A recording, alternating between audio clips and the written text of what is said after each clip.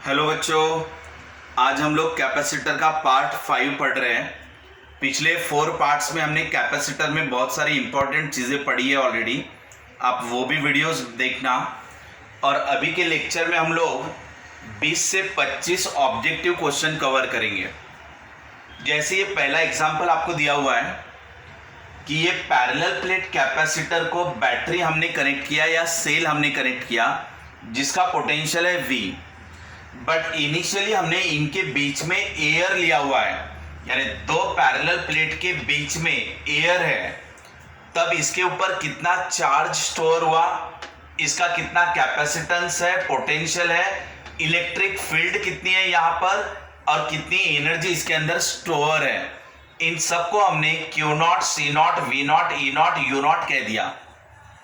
इसके बाद अगर ये दो पैरेलल प्लेट के बीच में कोई डाइलेक्ट्रिक कांस्टेंट यानी नॉन कंडक्टिंग मटेरियल अगर रख दिया जाए, तब इनके चार्ज पे, कैपेसिटी पे, पोटेंशियल पे, इलेक्ट्रिक फील्ड पे और पोटेंशियल एनर्जी पे या एनर्जी स्टोर्ड इन कैपेसिटर पे क्या फर्क आएगा वो आपको बताना है।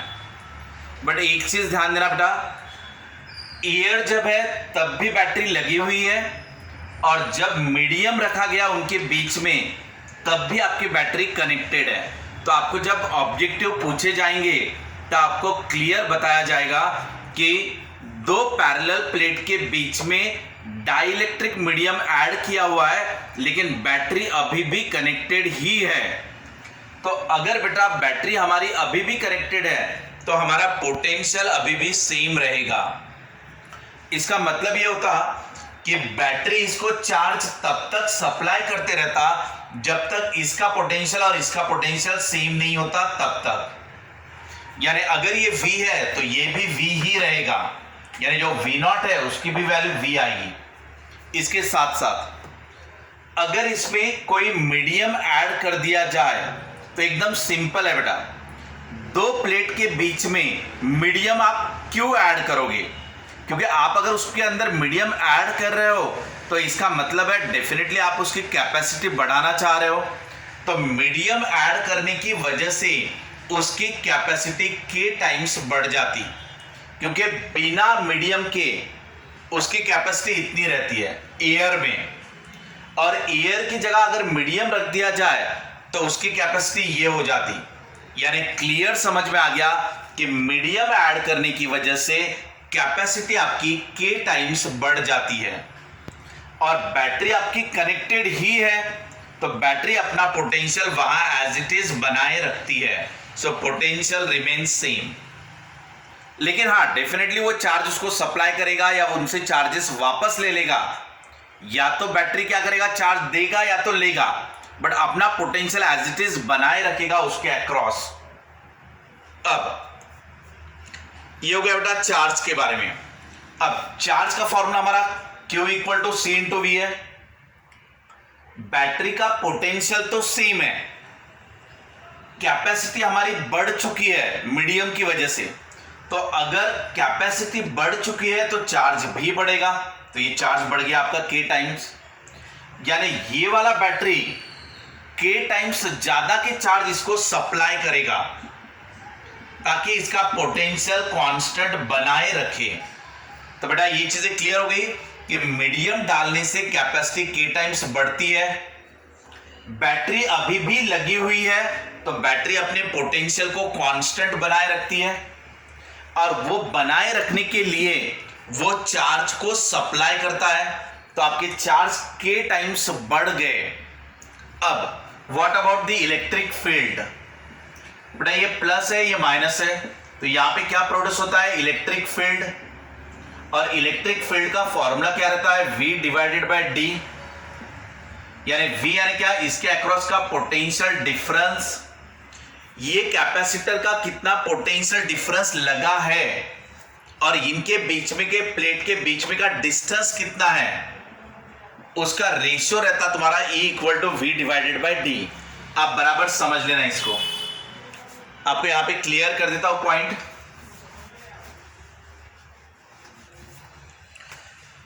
ये है बेटा हमारा कैपेसिटर, इसको ये लगा दिया बैटरी, तो ये प्लस ये माइनस, बैटरी का पोटेंशियल है V, दो प्लेट के बीच में का जो डिस्टेंस होता है उसको कहते हैं हम लोग स्मॉल d। ये अपने चार्जेस को इसको सप्लाई करते रहता। कब तक चार्ज सप्लाई करता? जब तक यहां का पोटेंशियल यहां के इक्वल नहीं आता तब तक, क्योंकि इक्वल पोटेंशियल आने तक वो चार्ज सप्लाई करते रहेगा। इसके बाद ये प्लस और माइनस के बीच में इलेक्ट्रिक लाइन बनेगी, ये प्लस और माइनस के बीच में इलेक्ट्रिक लाइंस बनेंगे, यानी ये क्या डेवलप हो गया? Electric field. So electric field intensity का formula V divided by D रहता, क्योंकि जितना पोटेंशियल ज्यादा रहेगा उतना चार्ज ज्यादा रहेगा, उतना इलेक्ट्रिक फील्ड ज्यादा रहेगी। So electric field is directly proportional to potential and inversely proportional to distance between two plates.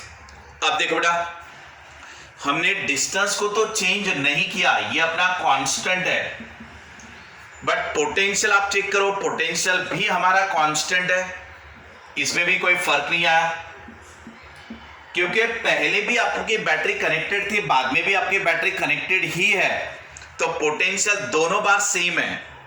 और पहली बार भी प्लेट के बीच में का डिस्टेंस और बाद में भी उनके बीच में का डिस्टेंस, ये पहली बार और बाद में दोनों बार डिस्टेंस सेम है, तो ये भी कांस्टेंट हो गया, ये भी कांस्टेंट हो गया। तो इसका मतलब इलेक्ट्रिक फील्ड आपकी कांस्टेंट रहेगी, पहली बार भी और बाद में भी, यानी E की वैल्यू ही आपकी E0 की वैल्यू रहेगी। इसके अलावा अब एनर्जी स्टोर्ड के बारे में क्या राय है वो चेक करते हैं। बेटा एनर्जी स्टोर्ड का फॉर्मूला क्या होता है? तो एनर्जी स्टोर्ड का फॉर्मूला रहता हाफ ऑफ CV², ये फॉर्मूला रहता। यहां पर हमारा पोटेंशियल कांस्टेंट है, तो हमें इसके बारे में सोचने की जरूरत नहीं है, पहली बार और सेकंड बार दोनों टाइम पोटेंशियल सेम है, तो ये कांस्टेंट हो गया दोनों वक्त, यानी energy is directly proportional to capacity. और हमारी यहां पर कैपेसिटी बढ़ चुकी है ड्यू टू मीडियम, तो अगर कैपेसिटी बड़ी होगी तो एनर्जी बड़ी होगी, यानी फाइनल एनर्जी जो है वो K टाइम्स इनिशियल एनर्जी है। ये हमारा कंक्लूजन आ गया। बेटा इस टाइप से हमने 5 ऑब्जेक्टिव क्वेश्चन पढ़े, यानी क्या क्या क्वेश्चन थे? मीडियम ऐड करने से कैपेसिटी K टाइम्स बढ़ी, बैटरी लगी हुई है तो पोटेंशियल सेम रहेगा, इलेक्ट्रिक फील्ड भी हमारी सेम रह रही है क्योंकि E इक्वल टू V/D होता है, और D भी सेम है, V भी सेम है, तो आपका E सेम रहेगा। एनर्जी का फॉर्मूला हाफ CV² है, अगर ये कांस्टेंट है लेकिन C तो बढ़ रहा है तो C बढ़ेगा तो एनर्जी बढ़ेगी। ऐसे अलग अलग आपको क्वेश्चन पूछे जाएंगे, ठीक है बेटा। ये हमारे 5 ऑब्जेक्टिव क्वेश्चन हुए। अब हम लोग और नेक्स्ट 5 ऑब्जेक्टिव क्वेश्चन पढ़ते हैं।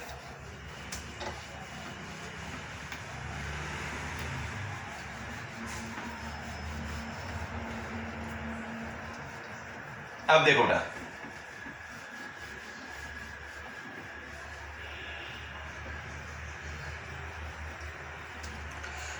नेक्स्ट क्वेश्चन हम लेंगे क्वेश्चन नंबर 2, इसके भी 5 ऑब्जेक्टिव क्वेश्चन लेंगे।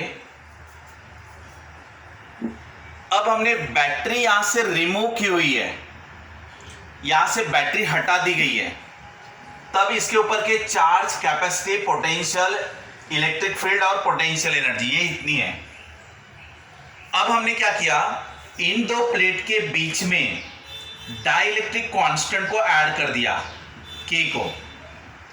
अब हमारी ये 5 terms, charge, capacity, potential, electric field और पोटेंशियल एनर्जी, ये सब पे क्या फर्क पड़ेगा अभी आपको बताना है। लेकिन एक चीज याद रखना बेटा, अब आपकी बैटरी डिसकनेक्टेड है, बैटरी रिमूव की गई है। बैटरी अगर रिमूव की गई है तो पहला पॉइंट, चार्ज देने वाला या चार्ज को निकालने वाला वही वहां से गायब हो गया, क्योंकि बैटरी या सेल रहता तो वो उसको चार्ज देता, बैटरी या सेल होता तो चार्ज को वापस लेता, तो वहां से चार्ज लेने वाला या देने वाला ही नहीं है, तो इसका मतलब आपका चार्ज रिमेन सेम। ये हो गया बेटा। आपने इनके बीच में एयर रखो या उसके बीच में कोई और मीडियम डाल दो, आपके चार्ज नहीं बदलने वाले, क्योंकि चार्ज को देने वाला या लेने वाला यानी सेल वही वहां से गायब हो गया। तो इसका मतलब चार्ज आपका सेम रह रहा है, पॉइंट नंबर 2। अब व्हाट अबाउट द कैपेसिटी, बेटा C का फॉर्मूला क्या रहता, A epsilon not K by D, ये हमारा फॉर्मूला होता है। सो कैपेसिटी आपकी बढ़ेगी, यानी कैपेसिटी आपकी K टाइम्स हो जाएगी अगर आप उसमें मीडियम ऐड करोगे तो। ये आपका point number 2। Parallel plate capacitor में एयर की जगह पे अगर कोई मीडियम डाल दिया जाए तो कैपेसिटी K टाइम्स बढ़ जाती है। ये आपका सेकंड ऑब्जेक्टिव। थर्ड, अब देखो बेटा, अब हम V लेंगे तो V equal to Q by C formula होता है। V का फॉर्मूला क्या है, Q बाई सी। अब ये कैपेसिटी तो हमारी बढ़ गई यहां पर, ठीक है ना, चार्ज हमारा सेम है यानी कांस्टेंट है। अगर ये ऊपर वाला कांस्टेंट हो गया और ये बढ़ रहा है तो ये घटेगा, यानी आपका जो पोटेंशियल है वो K टाइम्स घट जाएगा। ये आपका नेक्स्ट ऑब्जेक्टिव, पॉइंट नंबर 4। अब बेटा इलेक्ट्रिक फील्ड के बारे में क्या होगा, इलेक्ट्रिक फील्ड यानी क्या, V बाई डी। अब D तो मेरा कांस्टेंट है क्योंकि हम लोग डिस्टेंस बिटवीन द प्लेट उसको चेंज नहीं कर रहे, प्लेट के बीच में का डिस्टेंस बढ़ा भी नहीं रहे घटा भी नहीं रहे, तो ये D आपका कांस्टेंट है। लेकिन पोटेंशियल आपका घट गया, सो अगर पोटेंशियल घटेगा तो इलेक्ट्रिक फील्ड घटेगी, सो हमारी इलेक्ट्रिक फील्ड K टाइम्स घटेगी। ये आपका नेक्स्ट ऑब्जेक्टिव क्वेश्चन। अब लास्ट एनालिसिस कर लो एनर्जी के बारे में। बेटा एनर्जी का फॉर्मूला क्या रहता है, हाफ CV स्क्वायर या तो Q स्क्वायर बाय 2C, ये फॉर्मूला होता है। अब इस केस में हमारा चार्ज रिमेन सेम क्योंकि वहां पे सेल ही नहीं है, बैटरी नहीं है, तो जो चार्ज पहले थे वही चार्ज बाद में भी रहेंगे, तो चार्ज आपका कांस्टेंट हो गया। अगर ये चार्ज कांस्टेंट हो गया तो energy is inversely proportional to C आ गया ऐसे। तो अगर हमारी कैपेसिटी यहां पे बढ़ रही है, सो कैपेसिटी अगर बढ़ेगी तो एनर्जी हमारी घटेगी, समझा बेटा इतना। तो ये एनर्जी आपकी घटेगी यानी एनर्जी जो रहेगा वो U0 डिवाइडेड बाय K आएगा। ये आपके 5 ऑब्जेक्टिव क्वेश्चन अलग से हुए। पहले केस में हमने सेल कनेक्टेड वाला लिया था, अभी हमने सेल डिसकनेक्टेड वाला लिया हुआ है। नेक्स्ट क्वेश्चन करेंगे।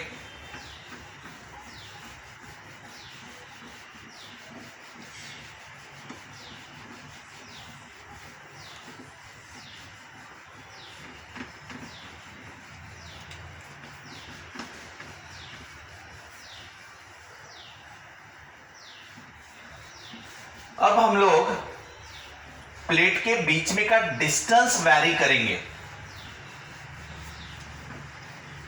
यानी ऐसा लेंगे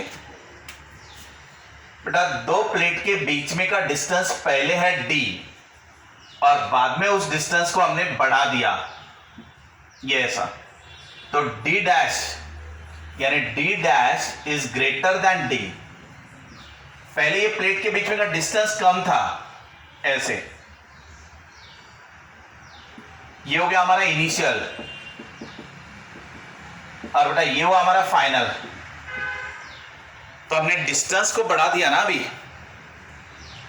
अब हमें पॉइंट एनालाइज करना है। डिस्टेंस को बढ़ाया, उसके बाद पहला पॉइंट लेंगे जब मीडियम ऐड किया तो क्या होगा, यानी अगर मैं डिस्टेंस भी बढ़ा रहा हूं और मीडियम को भी ऐड कर रहा हूं ऐसे। अब मुझे बताओ C का जो फॉर्मूला होता है वो क्या था, A epsilon not K by D. अब अगर मैंने डिस्टेंस को बढ़ाया तो कैपेसिटी घटेगी, ये पहला पॉइंट, यानी C क्या हुआ हमारा, डिक्रीज। पॉइंट नंबर 2, अगर हमारा C डिक्रीज हो गया, मीडियम में भी फिलहाल हटा देता हूं थोड़ी देर के लिए, और इसको बैटरी कनेक्टेड है, ये बैटरी पहले भी कनेक्टेड थी, बैटरी अभी भी कनेक्टेड है।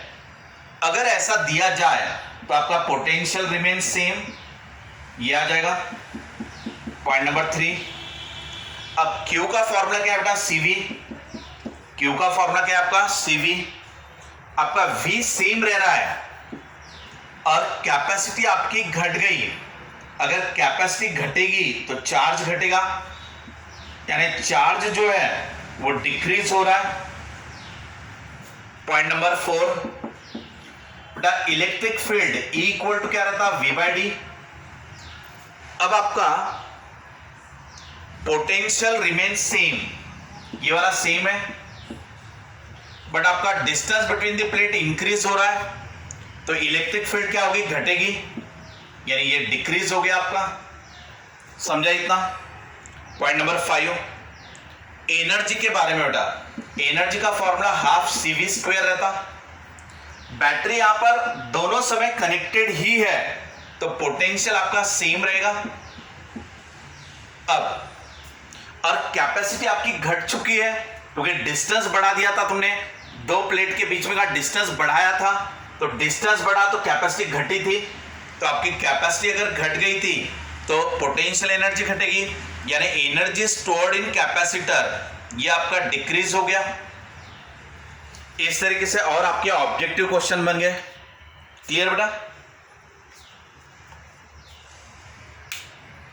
इसके अलावा आपको कुछ क्वेश्चन दिए क्या, वो देख लेते हैं हम लोग।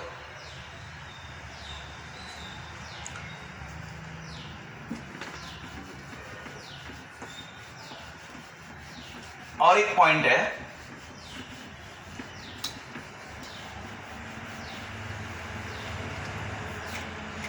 बराबर ध्यान दो बेटा, अगर हमारा Q का फॉर्मूला है CV, यानी Q is directly proportional to V आ रहा है, ठीक है ना। अब अगर मैं ग्राफ बनाऊं Q और V के बीच में, ठीक है ना, या मैं यहां पे भी Q ले सकता हूं, यहां पे V आ जाएगा। जैसे जैसे मैं चार्ज देते रहूंगा वैसे वैसे पोटेंशियल बढ़ते रहेगा। बॉडी के ऊपर थोड़े से चार्ज दिए, थोड़ा सा पोटेंशियल आया, जैसे जैसे चार्ज बढ़ाऊंगा बॉडी का पोटेंशियल बढ़ते जाएगा, तो इसलिए मुझे यहां पे स्ट्रेट लाइन मिलेगा ऐसा। अब अगर मैं इसके अंदर का एरिया लूं, यहां तक की वैल्यू ले लेता हूं Q, चार्ज जो है वो Q ले लेता, यहां तक जो पोटेंशियल आ रहा है उसको ले लेता V, ऐसे। इसके अंदर का एरिया बोले तो ये हो गया, so area under the curve, area under the curve या ग्राफ, ठीक है ना। एरिया अंडर द कर्व यानी ये ट्रायंगल आ रहा है, तो half of base into height आएगा, सो बेस इंटू हाइट। बेटा ये बेस है तुम्हारा, यहां से यहां तक ये जो वैल्यू है ये आ गई आपकी Q, दैट इज बेस, और ये जो आ रहा है वो है आपकी height. So area of triangle यानी half of base into height, ये आ गया। तो ये half of Q into V is nothing but energy stored. तो आपको अगर एनर्जी स्टोर्ड निकालना रहा तो आप एरिया अंडर द कर्व ले सकते हो, यानी half of Q into V ले सकते हो। अगर आपको ऐसा Q और V का ग्राफ दिया रहा और ऐसा दिया रहा कि यहां पे Q की वैल्यू है 5 माइक्रोकूलम और पोटेंशियल है मान लो 3 वोल्ट, ऐसे। अब आपको कहा एनर्जी स्टोर्ड निकालो, तो एनर्जी स्टोर्ड का फॉर्मूला क्या है तुम्हारा, half of Q into V, यानी यहां पे हाफ ऑफ Q की वैल्यू क्या है 5 इंटू 10⁻⁻⁶, और पोटेंशियल कितना है 3। इसको सॉल्व करके आप अपना आंसर निकाल सकते हो, यानी ये 15/2 यानी 7.5 इंटू 10⁻⁻⁶, यानी 7.5 माइक्रोजूल, ये आपकी पोटेंशियल एनर्जी हुई। इस तरीके के भी आपको ऑब्जेक्टिव क्वेश्चन दिए जाएंगे, ठीक है बेटा। आज के लेक्चर के लिए इतना ही। इसके अलावा एक दो क्वेश्चन और देख लेते हैं, छोटे छोटे 2 क्वेश्चन है।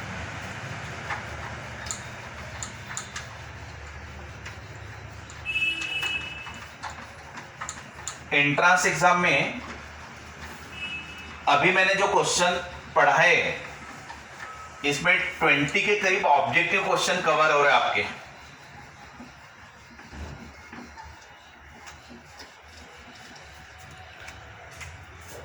अगर बेटा मैंने प्लेट्स को ऐसे अरेंज किया, आप देख लेना बराबर, यहां पे मैंने निगेटिव टर्मिनल ले लिया बैटरी का और यहां पे मैंने पॉजिटिव टर्मिनल ले लिया, तो डेफिनेटली ये वाले पॉजिटिव की वजह से ये पूरे प्लेट प्लस बनेंगे, ये वाले प्लेट, ठीक है बेटा। और ये माइनस इसको कनेक्टेड है, तो ये वाले प्लेट माइनस बनेंगे आपके, ये वाले प्लेट, और ये ऊपर वाले जो प्लेट है वो प्लस बनेंगे, नीचे वाले माइनस बनेंगे। और यहाँ जितनी प्लेट्स है जैसे 1 2 3 4 5 6 7, मैंने 7 प्लेट्स लिए हैं, तो यहाँ कैपेसिटर कितना बना 1 2 3 4 5 6 कैपेसिटर फॉर्म हुए हैं। अगर मैं 7 प्लेट का इस्तेमाल करूंगा तो 6 कैपेसिटर बनते हैं। तो ऐसे अगर मैं n प्लेट का इस्तेमाल करूंगा, n प्लेट्स का, तो n-1 कैपेसिटर बनेंगे। इतना क्लियर है? अब मुझे टोटल कैपेसिटेंस निकालना है। बेटा यहां से जो चार्ज जाएंगे वो डिस्ट्रीब्यूट हो रहे हैं ना, क्योंकि ये पॉजिटिव टर्मिनल है। यहां से जो भी चार्ज जाएंगे, कुछ चार्ज यहां से जाएंगे, कुछ यहां से जाएंगे, कुछ यहां पे जाएंगे, कुछ यहां पे जाएंगे। सेम उसी तरीके से निगेटिव से जो चार्ज जाएंगे वो डिस्ट्रीब्यूट हो रहे हैं यहां पे, यहां पे, यहां पे। जब आपके चार्ज डिस्ट्रीब्यूट हो रहे हैं, चार्ज डिस्ट्रीब्यूट हो रहे हैं, तो इसका मतलब ये ऐसे चार्ज गया, ये चार्ज इधर जा रहा है, ये चार्ज इधर जा रहा है, ये चार्ज इधर जा रहा है। अगर ये चार्ज डिस्ट्रीब्यूट हो रहे हैं तो इसे क्या कहोगे आप? Parallel combination. और अगर पैरेलल कॉम्बिनेशन में रहा तो सी टोटल कैसे निकालते हैं? पैरेलल में जितने भी कैपेसिटर है उनकी डायरेक्ट एडिशन कर देते हैं। अब कैपेसिटर कितने हैं आपके? n-1 कैपेसिटर, क्योंकि n प्लेट की वजह से n-1 कैपेसिटर बनते हैं। तो ये हो गया n-1 कैपेसिटर बने, उन सभी को ऐड कर दो, A∈0/d। एक कैपेसिटर का कैपेसिटेंस ये होगा A∈0/d, एक की वजह से। तो ये टोटल ये 1 2 3 4 5 6, तो 6 रहेंगे तो 6 की वजह से, n-1 रहेंगे तो n-1 की वजह से। ये हो गया सीरीज कॉम्बिनेशन। ऐसे ही अगर हम लोग पैरेलल के लिए लेंगे तो डायग्राम कैसे बनेगी देख लेते हैं। अब देखो बेटा, ये ऐसे प्लेट्स में इस्तेमाल कर रहा हूं, ठीक है ना। ये हो गया मेरा पॉजिटिव, ये हो गया मेरा निगेटिव।